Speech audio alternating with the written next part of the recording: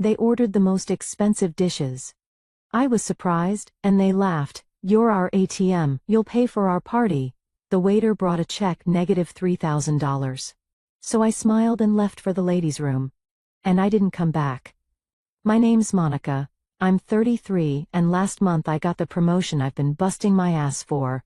Regional Operations Manager. Not bad for someone who started as an intern, right? The pay bump was substantial, enough that I could finally start saving for that house I've been dreaming about. You know, something with a real backyard where I could plant flowers, maybe grow some tomatoes. I didn't tell my family about it. That might sound weird, but you'd understand if you knew them. Instead, I threw a party at O'Malley's downtown with my work friends. Sarah from accounting brought those mini quiches everyone loves, and Dave from IT actually showed up for once. To Monica, they all cheered as I raised my beer. May she never forget us little people. I laughed, but inside I was thinking about why I hadn't told Mom, Dad, or my sister Lisa about this. See, my family has this habit of treating me like their personal ATM. Last month alone, Dad needed $800 for emergency roof repairs, the third emergency that year. Mom's washing machine broke again, and guess who bought the new one? Yeah, me. And don't get me started on Lisa. Lisa's 36, married to Tom, has 2 kids, Jaden and Kaylee. They both work, but somehow they're always broke. Monica, can you help with Jaden's karate classes this month? We're a bit short. Monica, Kaylee needs new dance shoes and rent's due. It never ends. The thing is, Lisa's always been the golden child. Growing up, everything revolved around her. She got the bigger room, the newer clothes, the college fund. Yeah, you heard that right. They spent my college fund on her education. Lisa needs it more, they said. You're smart, Monica, you'll figure something out. So I did. I worked 3 jobs through college, graduated with honors, and clawed my way up the corporate ladder, while Lisa dropped out junior year because she got pregnant. Now she posts on Facebook about how hard it is being a mom while I pay for her kids' activities. 2 weeks after my promotion party, my phone rang. "Mom, Monica, honey. We're planning a family gathering this Saturday at La Maison. You know that fancy French place downtown? It's a surprise, so don't tell anyone." "A family gathering? What's the occasion?" "Oh, you'll see. Just be there at 7 p.m., okay, and dress nice." That was weird. My family never did fancy restaurants. Pizza Hut was about as upscale as we got, but whatever, maybe Lisa got a promotion or something. God knows it wouldn't be to celebrate anything I did. Saturday came, and I took an Uber to La Maison. The place was even fancier than I remembered, white tablecloths, crystal glasses, the works. I walked in and nearly had a heart attack. The entire extended family was there. Aunt Carol from Phoenix, Uncle Mike from Boston, cousins I hadn't seen since high school. At least 30 people, all dressed up and sitting at this massive table in the private dining room. "Monica," Mom waved frantically. "Over here, sweetie." I made my way over, feeling like I was in some weird dream. The empty chair next to Mom had my name card on it. As soon as I sat down, everyone started clapping. "What's going on?" I whispered to Mom. She just smiled and tapped her wine glass with a fork. The room went quiet. "Thank you all for coming," she began, giving me this look I couldn't quite read. "We're here tonight to celebrate something very special. Our Monica has received a big promotion at work." More clapping, my stomach dropped. "Now," Mom continued, her voice honey sweet but with that edge I knew too well, "Monica didn't tell us about this wonderful news. She chose to celebrate with her work friends instead of her family, but we found out anyway, didn't we?" Lisa leaned over, smirking. "Cousin Beth saw you at that bar. She told Mom everything." "Great, just great." Mom raised her glass. "So tonight, we celebrate properly. Order whatever you want, the most expensive dishes, the finest wines. Nothing's too good for our Monica's special night." The relatives went nuts, menus flew open, and suddenly everyone was ordering lobster, filet mignon, bottles of champagne. People who probably couldn't pronounce half the dishes were pointing at the priciest items and asking the waiter what they were. I sat there with a glass of water, my appetite gone. This wasn't a celebration, this was a punishment. Dad ordered 3 bottles of the most expensive wine on the menu. Aunt Carol got the seafood tower. Uncle Mike ordered 2 appetizers and 3 entrees to try everything. About an hour in, the restaurant manager approached our table. She leaned down to speak to Mom. "Excuse me, ma'am, who will be handling the bill this evening?" The current total is quite substantial. Mom didn't miss a beat. She pointed at me and said loudly enough for everyone to hear, "Oh, Monica will take care of it. She's our personal ATM." The whole table erupted in laughter. I felt my face burn with anger and humiliation. These people, my own family, were treating me like a joke, like a credit card with no limit. But I didn't make a scene. I didn't storm out. I just smiled and sipped my water, watching them order more and more expensive items. Let them have their fun. I had my own plans.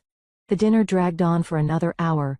I watched my relatives stuff their faces with food they couldn't even pronounce.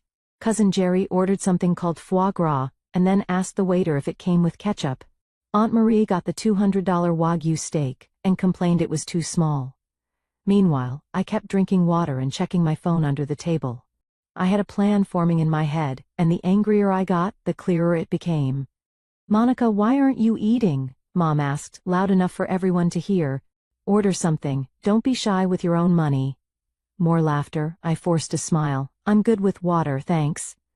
"Oh, come on," Lisa chimed in. "Live a little. You can afford it now, right?" Her husband Tom nodded eagerly. "Yeah, Monica, thanks for treating us all. The kids have been talking about getting new iPads, so this is perfect timing." I almost laughed. Of course they were already planning how to spend more of my money. Finally, around 9:30, the waiter appeared with the check. He handed it to Mom, who made a big show of looking at it. Well, she announced, "the total is $2,987.43. But that's nothing for our Monica now, is it?" She slid the check across the table to me with this smug look on her face. I picked it up, examined it carefully, then set it back down on the table. "I need to use the restroom," I said, grabbing my purse. "I'll be right back. Don't take too long," Dad called after me. "The staff's waiting." I walked calmly to the bathroom area, but instead of going in, I waited near the entrance. A large group was coming in for a birthday party, creating the perfect distraction. I slipped out the front door and into the cool night air. My hands were shaking as I walked down the street, but not from fear. I was furious. These people, my own flesh and blood, had orchestrated this whole thing to humiliate me, to put me in my place for daring to keep something private. 5 minutes later, I called an Uber. As I waited, my phone started buzzing, Mom calling. I ignored it. The ride home took about 25 minutes. By the time I walked into my apartment, my phone was going crazy. Missed calls from Mom, Dad, Lisa, even some numbers I didn't recognize. The text started rolling in. "Mom, where are you?" "Dad, Monica, this isn't funny. Come back now." "Lisa, oh my God. You didn't seriously leave?" "Mom, the manager is threatening to call the police." "Lisa, you're such a selfish brat." I scrolled through them laughing, then came one that made me laugh even harder. "Mom, the manager says someone has to pay or they're calling the cops. Get back here." I put my phone on silent and went to the kitchen. All that water drinking had left me starving. So I made myself a proper dinner. Pasta with garlic shrimp and a nice glass of wine. The good wine, not the cheap stuff I usually bought. More texts kept coming. "Uncle Mike, Monica, your mother had to put it on her credit card. Very disappointing behavior." "Aunt Carol, how could you embarrass your parents like this?" "Random cousin, wow. Guess money really does change people, shameful." I read each one while eating my pasta. They all had the same theme. I was selfish, I was greedy, I had changed.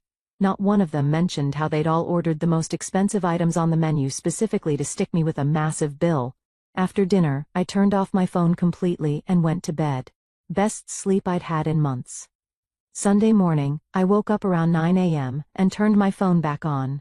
47 missed calls, 83 text messages. I made coffee and settled in to read the highlights. Mom had sent a long message around midnight. "I had to pay $3,000 on my credit card because of your childish behavior. Your father and I are extremely disappointed. Lisa's right, you've become a monster. We expect you to transfer the money to my account immediately. Lisa, I can't believe you do this to Mom and Dad. After everything they've done for you. My kids were so excited about the dinner and you ruined it. You're not the sister I grew up with." Even Tom chimed in, "Really uncool, Monica, we all have expenses. Now Mom's out $3 because of your stunt." I was halfway through my second cup of coffee when the doorbell rang. Then came the pounding. "Monica, open up, we know you're in there." Dad's voice. Great. I checked the peephole, Mom, Dad and Lisa, all looking pissed. I took a deep breath and opened the door. They stormed in like a sweat team. Mom shoved the restaurant receipt in my face while Dad started yelling about respect and family values. Lisa just stood there shaking her head like I'd committed murder. "You owe me $2,987.43, Mom shouted. "Transfer it right now." I started laughing. I couldn't help it. They all stopped and stared at me. "What's so funny?" Dad demanded. "This," I said, gesturing at all of them, "this whole thing. You set up that dinner to punish me for not telling you about my promotion. You invited 30 people, told them to order whatever they wanted, and publicly announced that I was your personal ATM, and now you're mad that I didn't play along?" Mom's face went red. "We were celebrating you. No, you were teaching me a lesson." "Well, congratulations, I learned it. From now on, I'm not giving any of you another cent. I'm done being your ATM. You want to treat me like a joke? Fine. Fund your own lives." The silence was beautiful. They just stared at me like I'd grown a second head. You can't do that," Lisa finally stammered. "I have kids, expenses. Then budget better, get a second job, stop buying crap you don't need. I don't care, your financial problems are no longer my concern." Mom clutched her chest dramatically. "After everything we've done for you." "What, exactly? Give Lisa my college fund? Make me work 3 jobs to pay for school while she partied? Treat me like a walking wallet for the past 10 years? Yeah. Thanks for all that." "You're being ridiculous," Dad said. "Family helps family." "Really? When's the last time any of you helped me? When I was working 16-hour days to pay for school, where were you? When I needed a place to stay between apartments, did any of you offer? No. But the second I started making decent money, suddenly we're family again." I walked to the door and held it open. "Get out, all of you. Consider it a $3,000 lesson in consequences. Maybe next time you'll think twice before trying to publicly humiliate someone who's been bankrolling your lives." They left, too shocked to argue more. But I knew this wasn't over, not by a long shot. 2 days passed in relative quiet, then the text started again. "Mom, Monica, we need to talk. This has gone too far. Lisa, the kids are asking why Aunt Monica hates us. Is that what you want? Dad, your mother's credit card bill is due soon. Be reasonable." I only replied to Mom, "The last time we talked, it cost $3,000. I'll pass." Wednesday morning, Lisa tried a different approach. She posted on Facebook, "Some people forget where they came from. Money changes people, but karma never forgets. Prayers for my family during this difficult time." She didn't name me, but all our mutual friends knew exactly who she meant. My phone started buzzing with messages from people I hadn't talked to in years. "Hey Monica, saw Lisa's post. Everything okay? Girl, what's the tea? Lisa's being super vague. Just wanted to check in." Family stuff can be rough. I ignored them all, let Lisa play the victim. I had work to do and a house to save for. Thursday afternoon, my cousin Janet called. She'd been at the dinner but hadn't said much. "Monica, please don't hang up. Look, I just wanted to say I get it. What they did was messed up." That surprised me. "You do?" "Yeah. I only ordered a salad that night. I felt weird about the whole thing. The way your mom announced it, like you were some kind of cash machine, it wasn't right." "Then why didn't you say something?" She sighed. "You know how your mom is, nobody crosses Patricia." Fair point. Mom had a way of making everyone fall in line. "Anyway," Janet continued, "I just wanted you to know not everyone thinks you're the bad guy here. But the family's pretty riled up. Your mom's been calling everyone. Playing the victim. Of course she has. And Lisa's telling people you're cutting off the kids. Making it sound like you're punishing Jaden and Kaylee." I snorted. "The kids have 2 working parents. They'll be fine." After we hung up, I checked Facebook again. Lisa had posted a photo of Jaden in his karate uniform with the caption, "Last class today, some dreams have to end when family let you down." The manipulation was almost impressive. I screenshotted it from my records and kept scrolling. Friday brought a new wave of messages. Relatives I barely knew were suddenly concerned about my attitude and lack of family values. Aunt Marie sent a long text about how money isn't everything, rich coming from someone who ordered the Wagyu steak. By Saturday I'd blocked about 15 numbers. Then came an email from Dad. "Monica, your mother and I are deeply hurt by your behavior. We raised you better than this. Lisa is struggling to explain to the children why their aunt has abandoned them. Jaden had to quit karate, and Kaylee can't attend dance camp this summer. Is this really what you want?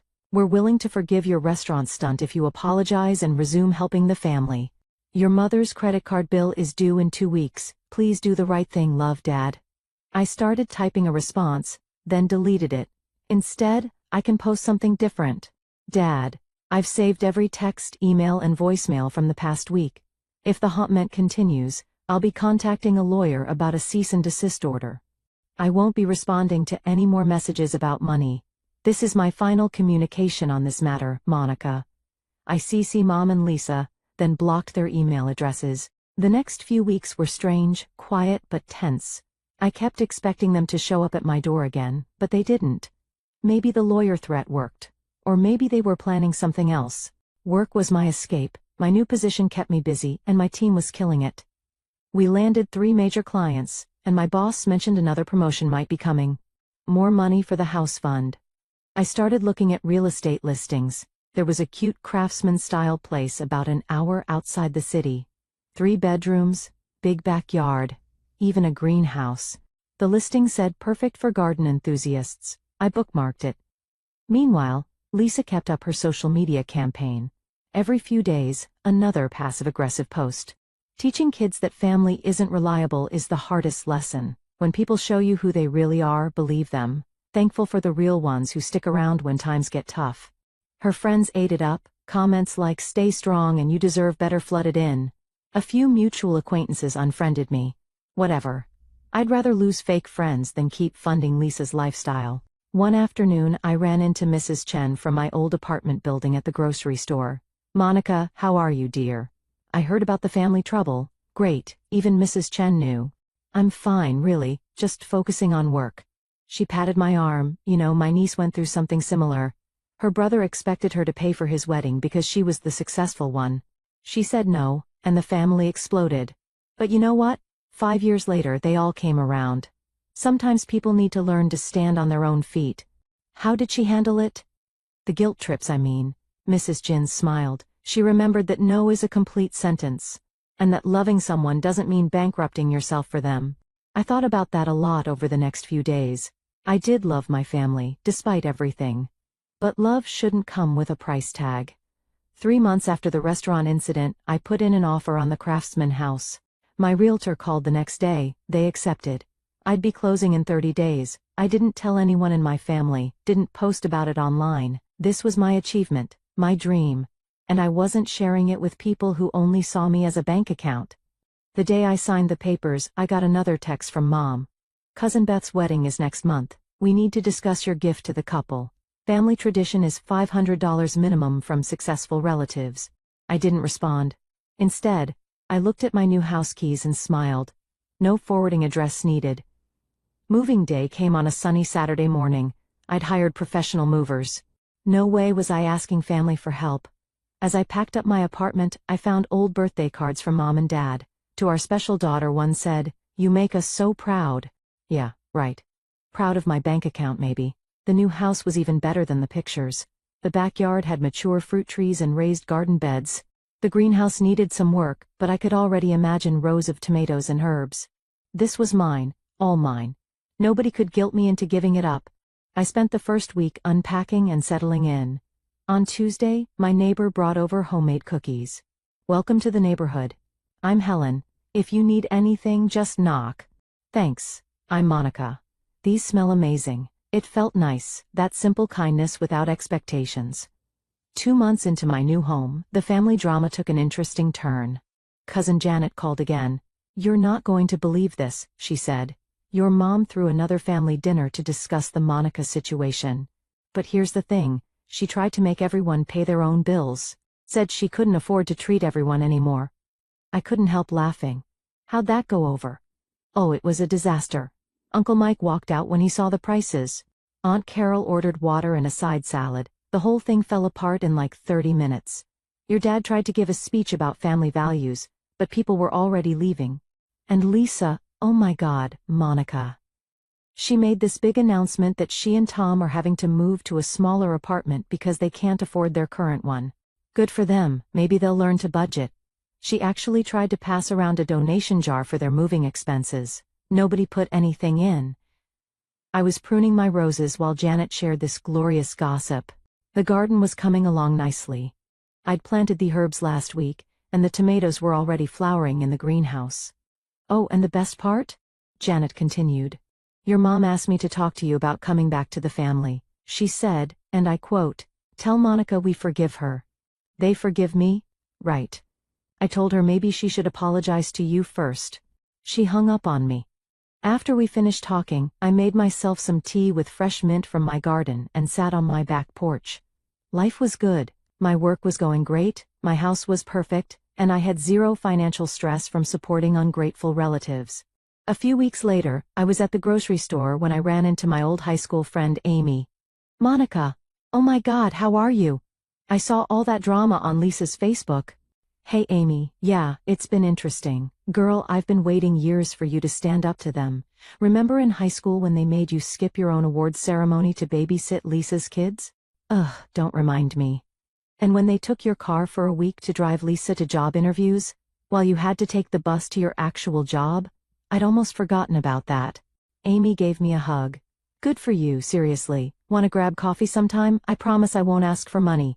We both laughed. It felt good to reconnect with someone who knew my history but didn't judge me for protecting myself. 6 months after the restaurant incident, I got an unexpected email from Lisa.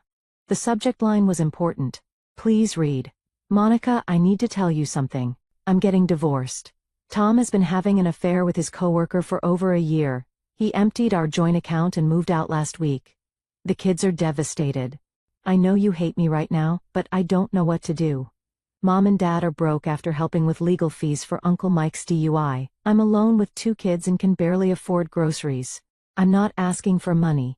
I just needed to tell someone who might understand what it's like to be on your own. I'm sorry about the restaurant. I'm sorry about everything, Lisa."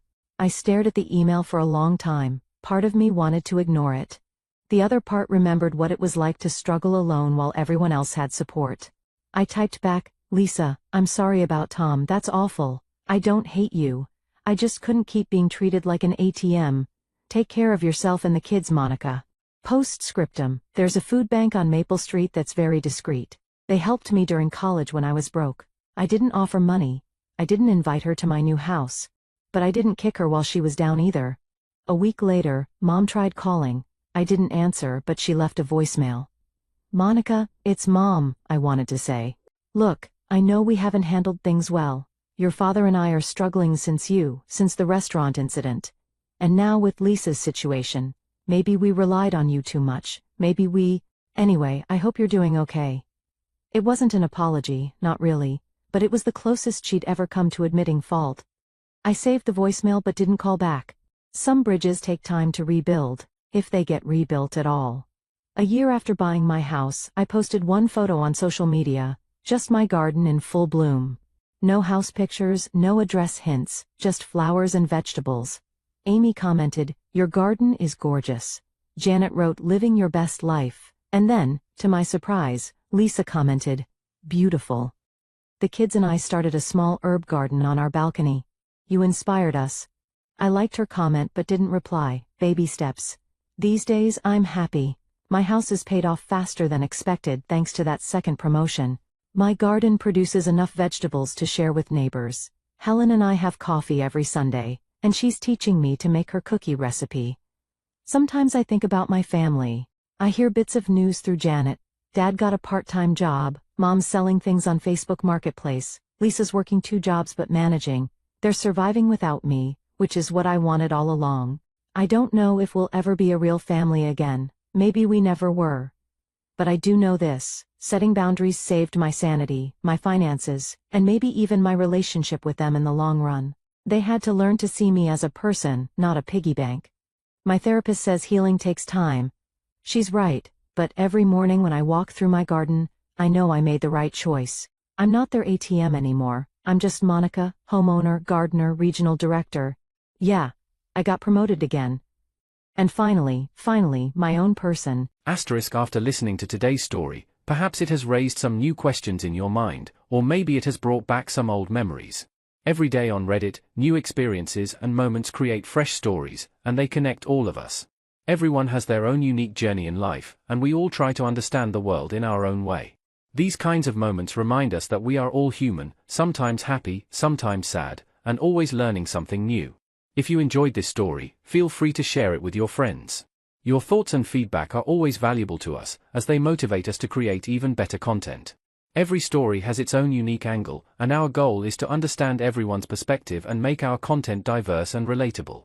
Stories like these help us realize that life's journey is different for everyone, and by hearing other stories, we learn something new. You can also share your own stories with us.